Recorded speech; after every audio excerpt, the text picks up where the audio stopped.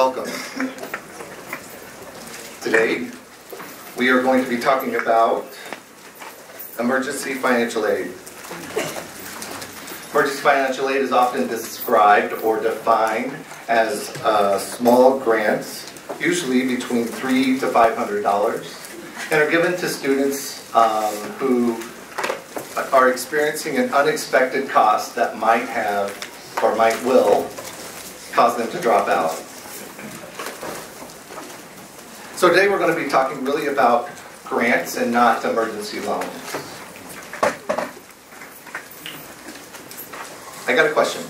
How many who work in an institution of higher education have an emergency aid program? If you work in it. No kidding. That's awesome. That's awesome. How many don't know, just out of curiosity, if you have an emergency aid program? I worked at an institution, it was a large Resource 1 institution for 6 years before I realized, and I was over academic advising, before I realized that there was an emergency aid program. So often, sometimes within our own institutions, they're not communicated very well. So today we've got, so for this particular panel, I'm going to introduce the speakers by name and also by the organization. And then each will be talking about their own program and their own initiatives, some of the challenges they faced, and some of the outcomes also. But I'm also going to ask you to do some work for us as well. If you have a smartphone and a Twitter account,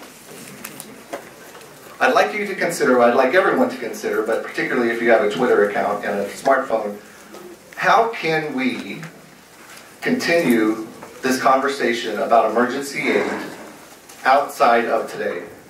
So how can we network together? How can we share ideas? How can we keep the conversation going? So as the panels go, as the panelists each present their programs, if you could be tweeting some ideas that might come up, that would be helpful. Then we have a list. If you don't have a smartphone, that's okay. Just put it down on a piece of paper, and at the end I'll collect those, and then that way they'll be added to the list. Sound good? All right, let me introduce our panel members. That's another sheet here.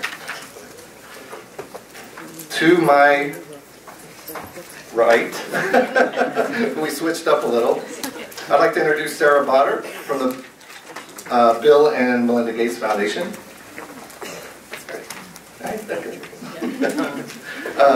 I would like to then introduce Despina, Costopoulos, yes, Scholarship America, Amy Kerwin, Great Lakes Higher Education Corporation and Affiliates, and Amber Michael Schmitt, Northeastern, Northeast Wisconsin Technical College.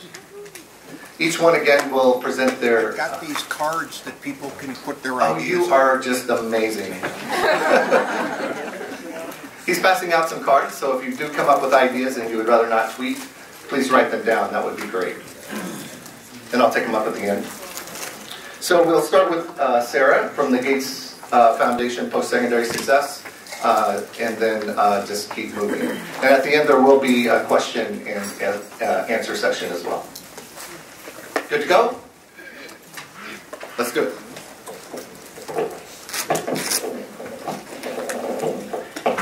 So first of all, thank you to Sarah for actually including this panel. I think this is really important relative to the overall broad discussion that we're having.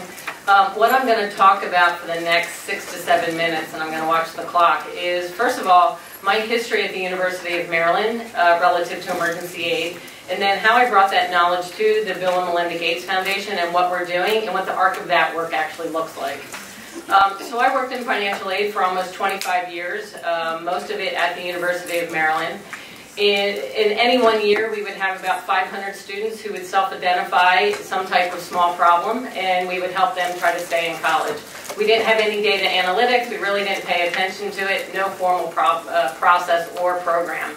It was in 2007, and if you remember that graph from one of the previous sessions, 2007, we had lines going out the door of students who were panicked because mom and dad lost a job, something happened, and they needed to know whether they could stay in college.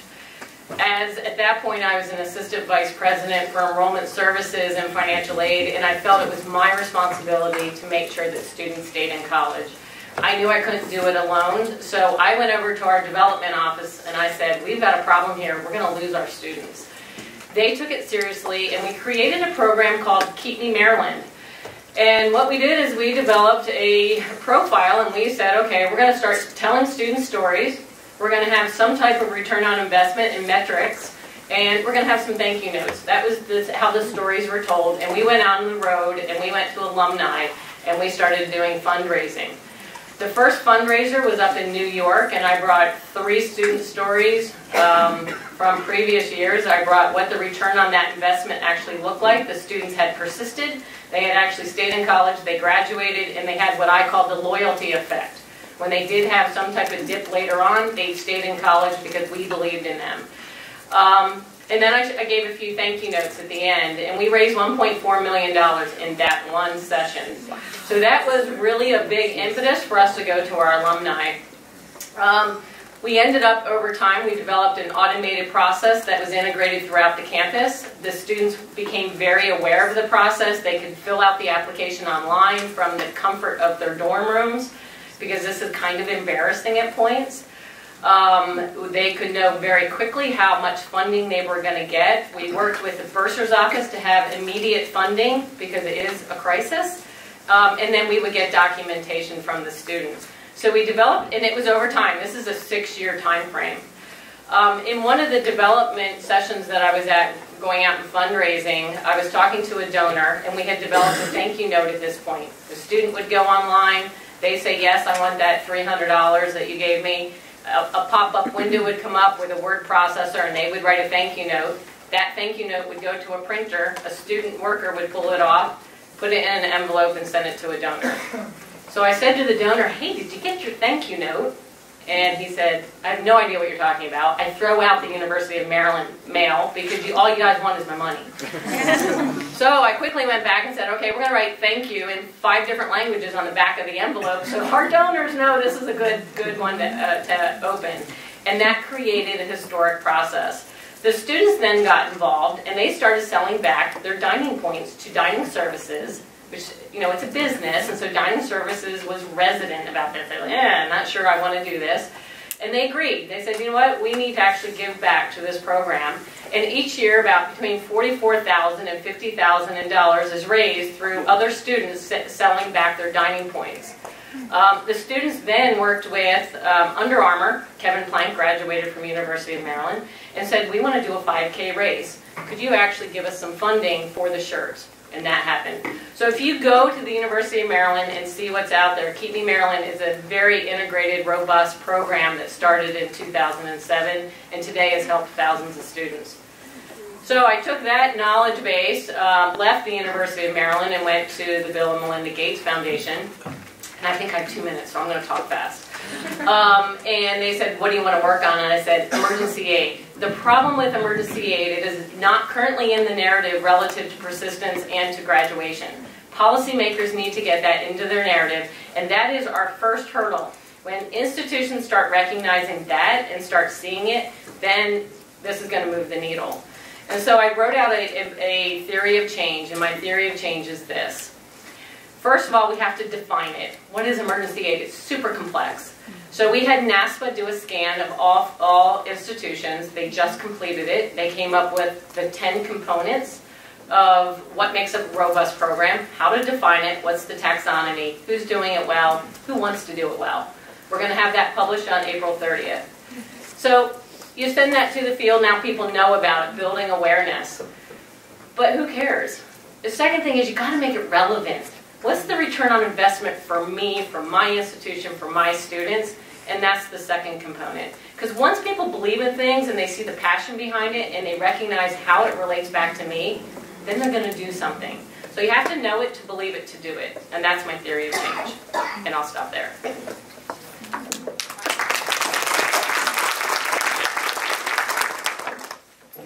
Hi everyone. So my name is Despina, and I'm with Scholarship America, and we're the largest private sector scholarship provider in the country.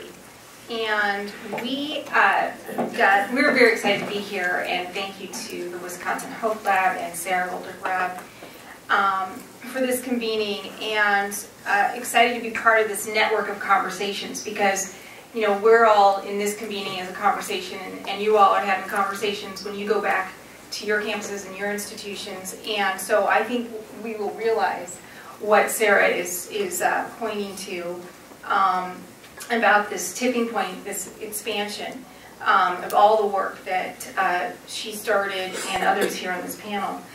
We've been involved with emergency aid since the mid-2000s, getting funding support from philanthropy, from Kresge, from Lumina, from Walmart, to have these programs instituted at community colleges. And so we've focused there, and we've worked with over 60 campuses, and I know that part of those are the DASH schools that Amy's going to talk about, so I won't say too much about those. But I spoke with one of the community colleges this morning that's just started their program in New York, Monroe Community College, and a lot of low-income students and families there. And in their first semester, they had 100% term completion. They were so excited, and it's exactly what Sarah was talking about, is that their funder remembered when he was sitting in a parking lot eating his PB&J sandwich because he didn't have the money to buy the dollar pizza, on campus, that when he heard that it's only the small amount that he would provide, he was like, I'm there, I'm all in. And they've raised $150,000. They just implemented this in October, 100% to term, and then in terms of re-enrollment, we're talking 42 students here, but all 40 went on to the next semester, and 2 graduated. So again, very successful, very much paired with other robust services that I'm sure the report that's coming out in April will point to as well. But in terms of the data that's collected, 90% of students are completing their terms, and then 88% are re-enrolling. Let's see, what I also wanted to talk about was this idea of, it seems like this is bubbling up to a point where it can expand everywhere. In California, we are talking with the Community College Chancellor's Office. There is an Assemblyman, David Chu from San Francisco, who believes in making a difference around homelessness and hunger. He is sponsoring legislation to tap into existing state funds. This is not new funds. These are existing state funds called Student Success and Support Program funds. And this is where I want to say I'm so glad I'm here today, because I heard the things that Sarah pointed to. I heard them say, well, they're not social workers to be able to do this complex type of distribution. What is the other one? Well, so it doesn't matter what I heard, is because today, in hearing students, in the face of any of those comments, you can stand up and you can say, no, we're going to make this work with all 113 campuses. We have 3 campuses in California right now that are Dreamkeeper schools. So with that, I don't know if I'm up with my 6 minutes, or I just want to say 2 more things. We're also working with nonprofits that are already serving students with scholarships, and they don't want to, they want to shore up their investments in the students that they've already invested in and not have them, stop out. So they're adding emergency aid programs. So we're, there's traveler's insurance, there's Wells Fargo as a veterans program. We're working with a POLED Foundation near Minneapolis at a community college there with SNAP students. So those are some of the things that we're up to, and thank you.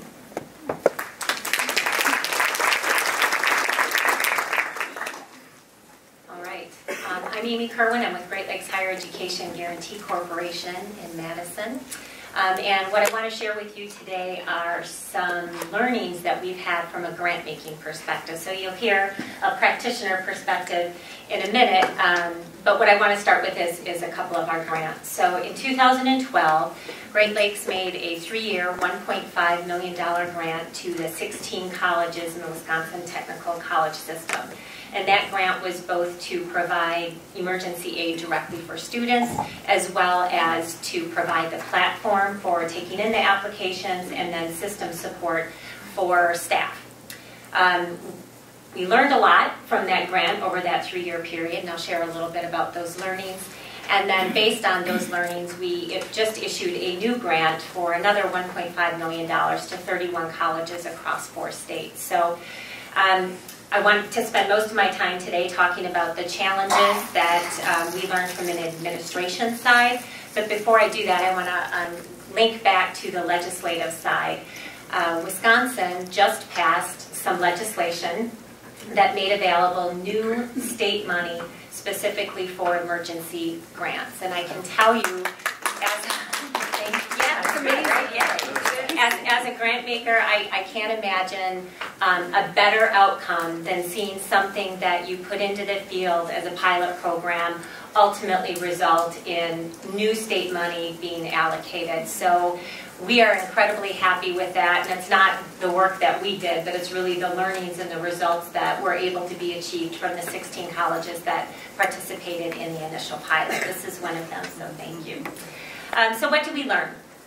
I want to focus on administration. So we had a number of focus groups over the 3-year period. We had a number of webinars. We had a number of phone calls where our role as a maker was really just to provide the forum for the practitioners to exchange best practices, to talk about what's working and what's not working, and to overcome their own challenges. One of the biggest challenges that we learned was, oh, and I should mention that our grants were restricted to students who received Pell Grants. So that necessitated a link between student services, which is where the grant was housed, and financial aid, so that there could be a quick and easy determination as to whether or not that student was available for the aid. But that wasn't always easy, that coordination. Another administration challenge was also in terms of linking with the business office, so where checks were cut. What we learned pretty quickly was that in many cases, schools, colleges cut checks once a week, and it took a week to get a new vendor added to the system. So now it was 2 weeks or maybe more before the payment would be available for that student's emergency. And I would argue, and I'm sure you would agree, that if it takes 2 to 3 weeks to get the payment, the emergency, that student is gone by the time you're able to provide support to that student. So the colleges really found some interesting ways to overcome that challenge and to get the business office to provide that support much, much faster, closer to 48 hours than 2 to 3 weeks. It wasn't easy, it took some time, but definitely paid dividends. Another challenge was promotion, and that was me that asked that question today of Angel about how did you hear about the program. We actually, in the first 2 years of our grant program, had a number of schools that were unable to disperse all of the grant funding that we made available to them. And one of the things we learned was a lot of colleges were afraid, really, to put up posters and to send out emails because they thought they would be inundated with students who needed that support. So they chose to be quiet about it and ended up not giving away the funds. So there is really a balance in terms of how do you promote the program, how do you promote the program only to students who are eligible so you don't have to say no a lot, and how do you walk that fine line so you don't give away all of the funds that you have available in the first 3 weeks of the semester and then have to say no for the remainder of the year. So that was a challenge. Do I? Probably one more minute. I will close with, on the fundraising side, so both of our grants, both of our 3-year grants included a match component where we provided funds and the college also provided funds, and we were very agnostic with respect to where those funds came from. They could come from the institution itself, they could come from the institution's foundation, or they could be privately fundraised during the grant period. And what I heard from multiple development directors were the words, This was the easiest ask I've ever had to make in my career as a development director. So I'll put that out there. And I saw so many hands raised today that if you haven't thought about that working with your development director, I think it goes back to what you heard earlier, student stories make the case for you. So look to your development directors for support. Thank you.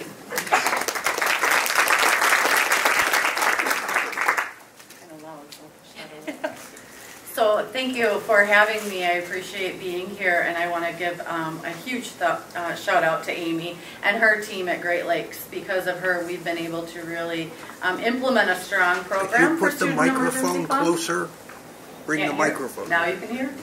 I'm usually loud. Let me know if you can't hear me in the back. I'm Amber, and I'm from Northeast Wisconsin Technical College, which is in Green Bay, Wisconsin. And the nice thing about our institution is we really had some institutional buy-in around 2010. And we were granted $500 for student emergency funds, which is such a small amount, but we were really seeing a need for simple things like bus passes. And we were able to help, and we were able to grow. And so in 2012, when we were awarded the Dreamkeepers Student Emergency Fund from Great Lakes, we also had a unique opportunity to partner with our Fisk Goodwill agency, and we implemented a financial wellness center. So those 3 years were really impactful for our students to not only receive student emergency fund money, but also financial literacy information. And that really made a difference on our persistence numbers and our graduation numbers. The nice thing about our student emergency fund, the student emergency funds is housed in our student support services office. We have student support specialists that really provide one-on-one attention, personalized service. Every student is given an opportunity to sit down and tell their story, because it may not just be a bus pass that they need. The students are homeless, and we are seeing people live in their cars in the middle of winter, and it's cold here. For those of you who I met from Sacramento, it's cold here. So we really have an opportunity to provide community connections for our students, because we are getting their whole story. We're getting a big picture look at what's going on with their families, what's going on with their life, what's happening outside of the classroom that's affecting their work and their graduation and their persistence. NWTC has a lot of internal resources, support resources. We have what's called a shared harvest. It's a food pantry, and so we are able to refer our students who are hungry to that pantry. They are able to receive a bag of food twice a week. We have a career closet, so students are able to receive free clothing for their interviews. And we have a scrubs closet, so our students who are in the CNA, ADN, and LPN programs are able to donate their scrubs and then also receive scrubs. The biggest reward, I think, are those student voices, the student testimonials. So we really try to capture our students' stories. So I really appreciate the folks that shared their stories today. Thank you for that. That panel was really great to hear. We try to do the same thing, because in order for us to raise funds, we have to let people understand what truly is going on in our community, because people aren't aware. They aren't aware that we have right now at our college 5 people that are living in a van, a grandmother, a mother, and 3 of our students, and they're living in a van. And we need to tell those stories so we can continue to support them. Again, I would like to just give thanks to Great Lakes for continuing to support us. We have had great opportunities of presenting with them nationally, and we appreciate getting the word out about our students.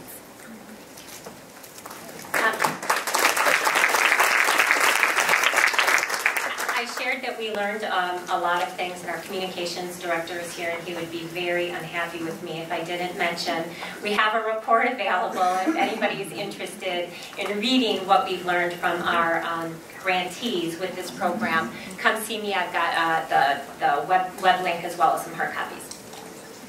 And I'll also say that Dr. Sarah Goldenbrug's report on emergency aid is available at our website and hers too. And that's more of a review from the field, so anyone that's interested in starting or implementing, you get to kind of see kind of the range of some of the challenges and some of the recommendations as well. Before I open up to questions, is Allison in here? Allison? Maybe I can ask Sarah. Do you know, will these documents be available like on Hope Lab's website? Absolutely. Great. All of the documents are going to be collected and be on our website. Thank you. Okay, great. Okay, so now we can open up for any questions that folks might have. We have a microphone up here if you wish to use the microphone, but if you don't wish to use the microphone, please talk very loudly. Any questions? Okay. Yes, please. Amy, what was the reason that the grant went out to the community colleges or the technical schools instead of, or not in addition to the UW system schools? Can you So, repeat the question? The question was, why did Great Lakes choose to make the first grant available to Wisconsin's technical colleges instead of four-year colleges, or why not all of them? So first of all, it was a pilot, and we wanted to learn from a smaller group, so that was one reason. And another reason was that we had some other grants that were available solely to the four-year population of colleges here in Wisconsin, so part of it was evening it out, but mostly it was to have a manageable cohort of first-time grantees. Any other questions? Yes. To Amber, yes. How did you create the food pantry? Did you get donations? How did that happen? Yeah, so we have what's called ILA, which is an in leadership academy. It's an internal leadership academy. So our leaders, our administrative leaders, join this training, and then they implement a project. And so our ILA group actually implemented this project called Shared Harvest. And so we do take donations. Our employee giving campaign, which I failed to mention at NWTC, is just absolutely wonderful. We've grown our employee giving, which is donations, to our educational foundation from 30% to 92% giving. And all of that goes to our Student Emergency Fund and our scholarships that we award. The culture at NWTC is wonderful. We have, at Christmas time, we do these baskets. Every department puts together a basket, and then we raffle those off. All the money for those baskets, and they're beautiful, big wine, there's great baskets. All of that money goes towards the Shared Harvest food pantry. So throughout the year, we're constantly calling out for donations. We've done that. No, I wanted to say something about. Go ahead. Yeah, I saw your questions. We'll get right to you. I wanted to pick up on something that Sarah mentioned about the adding to policymakers' narrative the emergency aid as part of what is offered, and especially at this time that we're seeing so much focus on promise programs and promise scholarships, that this is not that, and it's as important to help students, move through and not stop out. So if those of you might hear that we're really busy and focused on our promise scholarships right now. But this just needs to be added to the narrative, and then having come from a whole genre or a whole group of people that work to get the FAFSA completed, and in California the DREAM Act application completed, it's so, everyone has done so much work, the students have done so much work, and then these things happen that take students out. So that's another area of focus out there that's, again, not this. And it's really just turning the focus and adding it and expanding it to include emergency aid. And I just wanted to underscore that. I didn't after Sarah spoke. Okay, so we've got several questions. I'm going to do 1, 2, and 3, and then I'll come back to the 1. My question is sort of for all of you, but you all do amazing work through non-institutional entities themselves in providing emergency aid for students. And I go to Cornell, and our emergency fund is something that used to come out of our student activity fee. So it's students funding student emergencies. And at what point, if ever, will it be the university or the college's responsibility and not nonprofits or philanthropies or alumni to provide emergency funding for the students that they have?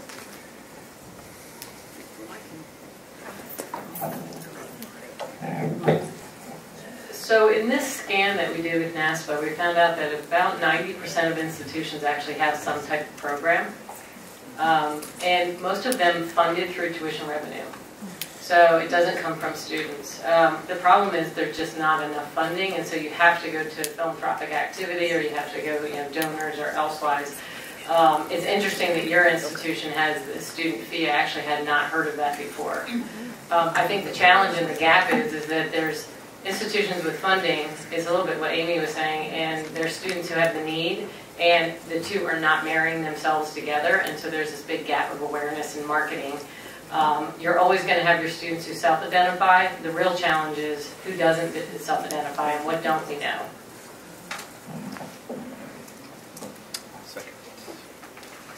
So I go to school and work with Lizzie. We're helping found a nonprofit grocery store on our campus. But before that model gets implemented, a lot of what we've been doing is like advocacy. We've been getting university trustees, high-level administrators, and they ask, what can we do? Like from a dining perspective, from a financial aid perspective, is the answer expansion of these grants? Is it more nuanced than that? I guess we're in a 4-year school, so I guess Sarah, you might be the most relevant, but any of you feel free to.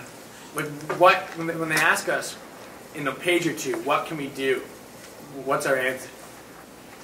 Okay. One thing that I think would be helpful, and that we've learned from our other schools as well, is that it's not just the money. So if you can marry the emergency grant aid with some other services that are available, that can include financial literacy counseling, that can include other services that are available through federal resources, what we've been talking about this morning, so that students can get long-term assistance. Often the emergency that student is facing right there that day is not the only financial need that they have. But if you can help them marry up with existing resources that are available to them long-term, that I think helps answer the question of when will this ever end, will there ever be enough money, and I think there can be closer to enough money by combining resources. I think if I could just add to that, if we're talking institutional leadership like the trustees or even at the VP or president level, they really could be sort of champions to this cause. Because in some institutions, it is a cultural change. And I think if it comes from the leadership, that this is now a new initiative and part of our institutional values and institutional mission, then it starts to trickling throughout the organization to create a different culture that might be there now. And can I put out a plug for Single Stop, who I know is here? They're an excellent organization that does just that, helps marry up students with existing resources. Yeah, and then there was a third. Here we go. No, I'm sorry. Oh, it's me. Yes. Yeah. Hi. And then there was. My question was actually very related to how emergency assistance, which is meant to be immediate and in the short term, can connect with financial literacy and also financial coaching. So maybe you can give an example of, if I were a student, how do I access one and how does that connect to the others? I'll give a quick example. Our financial coach is actually housed in our Student Support Services office, so they're 4 offices away. We often walk students directly over to our financial coach and set up appointments. Most of our students are required to meet with our financial coach as a follow-up for funding, and definitely they are required if they come back a second time.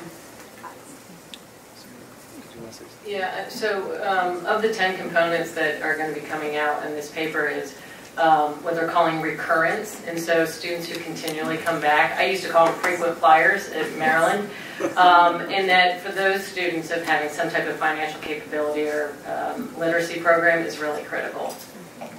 Yeah, sure.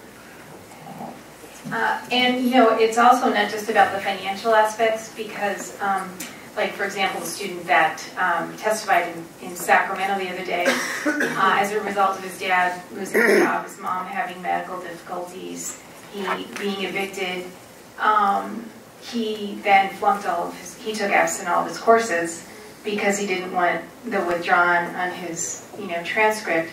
So really, and that's the thing, that will be a challenge, I think, for us in California, because there is a narrative there that these funds are really for student support, academic support. So really reconnecting students, because it's so much what we heard today was that they feel like they can't, they're so distracted. These things are taking them away from what they really want.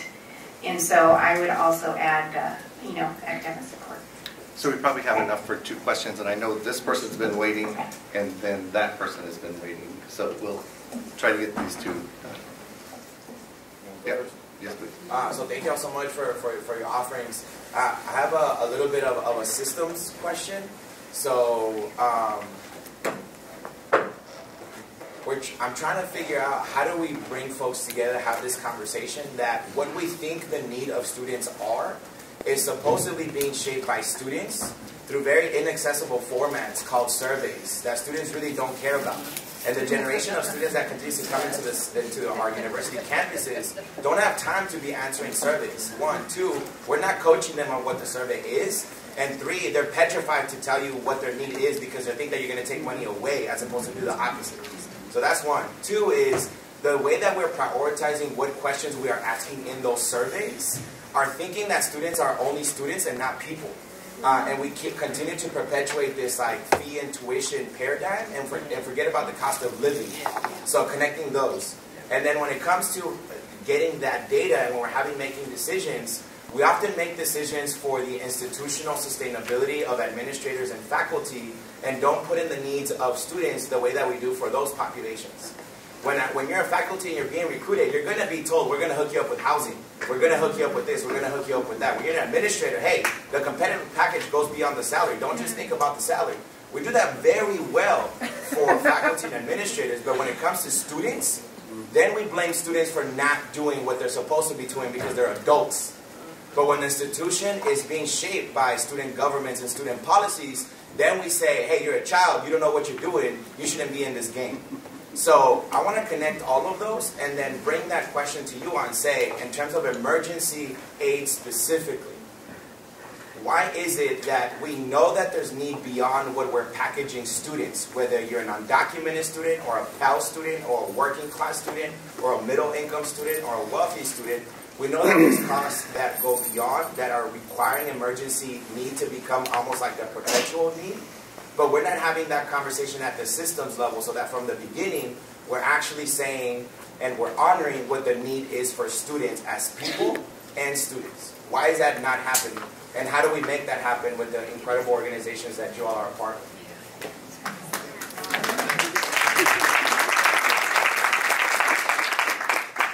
And I would love it if any of these people could bottle that answer and sell it to the institutions, because we've been struggling with that for decades and decades, but it's hugely important. So I don't know that we have the answer, and I'm sure Sarah will want to weigh on this, but I think that this work, this emergency aid work, can help elevate that. So I think as we get information and learn more about what types of needs students are facing that seem to be basic living cost issues, once we have those numbers at a larger scale, I think that's where we can elevate that and have the bigger policy conversation. I think right now it's absent, so people don't really know what are those needs, but this sort of initiative, I think, can make that conversation happen. Yeah, I was going to say, I think on the positive note is that it is becoming more aware, and I agree with you that surveys are, we shouldn't be using them to the degree that we do, and the student voice needs to be represented in a different way. I think there are different models to use, but I also think that we need to get to the measurement side of things and actually see what is the consistent measurement so we can see the return on investment to the students, see the return on investment, and actually know the real cost of going to college, not what the budgeted cost is. So I think you bring up some really good points, but positively, it is, convenings like this surface this. So We And also work by other additional researchers to use the Wisconsin Hope Lab that point out that community college fees are just 10%, 5 to 10% in California of the total cost, the Institute for College Access and Success. You know, walk in with armed with all of these reports that are coming out. Also, you know, when you were talking about how we communicate, you know, promotion, you know, we've got your back kind of approach versus, you know, if you need this, go here, if you need that, but more of a holistic communication. And I know that we talked about that at the Gates convening, and so hopefully, you know, there'll be some sort of templated or campaign kind of support for campuses that is, we've got your back versus, you know, if you want this, go here. So I apologize, we only have 2 minutes and there's one person that's had her hand up. You still have that question? Yeah, absolutely. Okay. You know, one of the things, so I worked at a four-year institution that did provide a number of different types of emergency aid for students. And one of the things we came across was that when a student was receiving the maximum amount of financial aid, that assistance that we're providing was coming out of their aid package, or was being added as a part of their aid package, not added to their aid package. Have you come across this as an issue, and what kinds of things do you do to get, I mean, this is a impact, right? It's a huge issue. Not we replace this money with that much. Or loans, replace it with loans. So so I want to address that because I think it's I think policymakers actually get a black eye for this, and I think actually I'm going to throw my people under the bus right now. I think financial aid administrators actually, in some respects, are responsible. There is regulation that says you can't get above the cost of attendance, but there's also provisions that allow you to add to the budget. And what we used to do is look at what is the emergency and then add to the budget, which would offset the additional aid. I think financial aid administrators are very reticent to do that because they get audited. And we tend to stay, here's the audit, and we tend to stay in here because it's like an electric fence. And so totally get that. And it goes back to Angel's point that administration is growing so fast relative to the cost of attendance. That's because the policy is growing so fast. So I would, if you see that, I mean, you have to have administrators look at the regulations. So I think there's probably like 15 more questions that people have, that, or at least that I know of, raised their hand. So to me that shows that there's a need to continue this dialogue, for sure. So if you could really be thinking about on your card about how can we continue this dialogue, and that also means with the practitioners, that also means with the policymakers, that means with folks up here who have the money to help support some of these initiatives. So if you could really think about how can we collectively work together inside and outside of higher education to really continue this conversation and network much more. That would be great. And I'm sorry we didn't get to some of your questions. But seek us out at all. We'll be here for Sure. Yeah, that's true. That's true. Okay, we are ready to go. It's 12:30. Thank you very much, everyone.